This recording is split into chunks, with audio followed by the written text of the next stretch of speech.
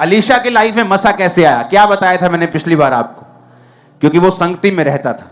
किसकी संगति में रहता था? बाइबल कहती है पहला राजा 17 बाब कि वो परमेश्वर जिसके सामने एलिया ने कहा मैं उपस्थित रहता हूं, उस परमेश्वर की शपथ, वो दलेरी कहां से आई? प्रभु के सामने उपस्थित रहने से। कई बार आप लोगों को देखेंगे ना, वो आपको जैसे चिंता के मारे मिलेंगे, हो मेरा क्या होगा, आपको दुखी मिलेंगे, फ्यूचर की चिंता, लाइफ उन्हें बोरिंग लगेगी। पता है क्यों? एक ही कारण है, उनका परमेश्वर से आमना सामना नहीं हुआ। उनकी लाइफ में परमेश्वर की प्रेयर नहीं है। वो क्रिश्चियन तो हैं लेकिन प्रेयर नहीं करते। जब आप प्रेयर करते हैं,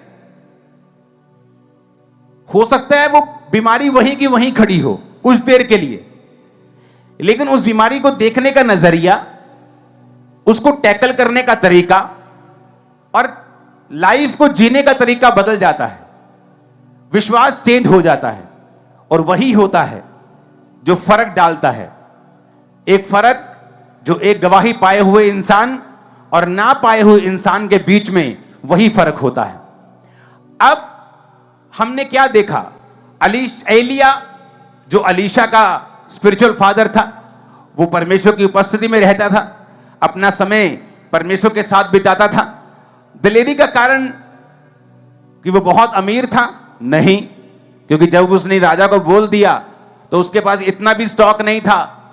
वो इकट्ठा करके नहीं गया कि मुझे मालूम है अब मैंने बारिश बांधनी है तो चलो आड़ती के पास चलते हैं, थोड़े चावल फिकवा लें, थोड़ी दाल फिकवा लें, 2-3 साल का स्टॉक इकट्ठा कर लें। उसके पास इतना पैसा भी नहीं था। लेकिन वचन कहता है कि जो लोग परमेश्वर की सेवा में और परमेश्वर को फॉलो करते हैं, आपको फ्यूचर की परवाह नहीं करनी। बाइबल कहती चिड़ियों को देखो, ना तो वो बटोरती, ना तो बोती, ना काटती, कुछ नहीं करती। वो बोती नहीं लिखा उसने, ना तो वो बटोरती हैं ना काटती हैं, बो देती हैं। चिड़ियां बोती हैं, आपको मालूम, वो एक अलग विषय, बाद में बात करेंगे। तो तुम्हारा स्वर्गीय पिता उनको भी खिलाता है। फूलों को देखो जो आज सुबह है और शाम को मुरझा जाते हैं, उनको वो सुलेमान से भी अधिक सुंदर कपड़े पहनाता है। तो वो तुम्हें क्यों ना पहनाएगा, तुम्हें क्यों ना खिलाएगा? पर जब तुम उसके धर्म और राज्य की खोज करोगे तो ये सब वस्तु तुम्हें पीछे बढ़ के मिल जाएंगी। हाँ या ना? कहा परमेश्वर ने कि नहीं? तो एलिया को यह बात मालूम थी, तो इसलिए परमेश्वर ने उसका इंतजाम किया। परमेश्वर ने कहा जा आप नाले में छुप जा, वहां का पानी पिया कर। वो नदी के पास छुप जा, वहां पानी पी।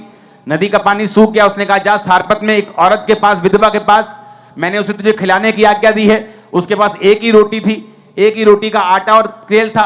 बाइबल कहती है उसने जब प्रार्थना की उस रोटी को खुद खाया, तो वचन कहता है वो इतना बड़ा कि वो भी खाती रही, बेटा भी खाता रहा, एलिया भी खाता रहा। और उसके बाद परमेश्वर ने उस अकाल को खत्म किया 3-3.5 साल बाद। इससे मालूम क्या होता है कि एलिया प्रभु की उपस्थिति में था और उसके ऊपर परमेश्वर का अभिषेक था। परमेश्वर ने कहा जो तेरे ऊपर अभिषेक है वो तू अलीशा को ट्रांसफर कर, वो तू अलीशा को दे। वचन क्या कहता है? जब आप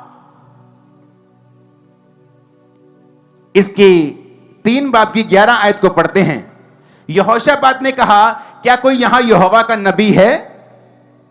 क्या नबी नहीं जिससे हम पूछे, जिसके द्वारा हम यहोवा से बात कर सके, जिसके द्वारा हम यहोवा की इच्छा को जान सके? इजराइल के राजा के किसी सिपाही ने उत्तर देकर कहा हां, शपात का पुत्र अलीशा जो एलिया के हाथों को धुलाया करता था वो यही है। अब एक चीज जिसने फर्क डाला, क्या फर्क? बहुत से क्रिश्चियन थे, लेकिन वो औरत जो अलीशा के पास आई ये कह के कि मेरे दोनों बच्चों को वो ले जाएंगे, कोई कर्ज ऊपर है हमारे। उसने कहा तेरे पास क्या है? तेल है, जा अपने पड़ोसियों से बर्तन मांग लिया। जब सब बर्तन इकट्ठे हो जाएं, थोड़े से तेल को उंडेलना, सब बर्तन भर जाएंगे। उसे तेल को बेच देना और उसके बाद कर्जा उतार देना, जो बच जाएगा उससे अपना गुजारा करना। एक जगह पहुंचता है, यहां पर भूमि मिस कैरेज करती है, नमक लेके आओ, उसमें डाला, ठीक हो गया। खाना पका रहे थे किसी ने चखा, उसने कहा ओह खाने में जहर है। उसने कहा मैदा लेके आओ, उसने मैदा डाला खाने में, जहर खत्म हो गया।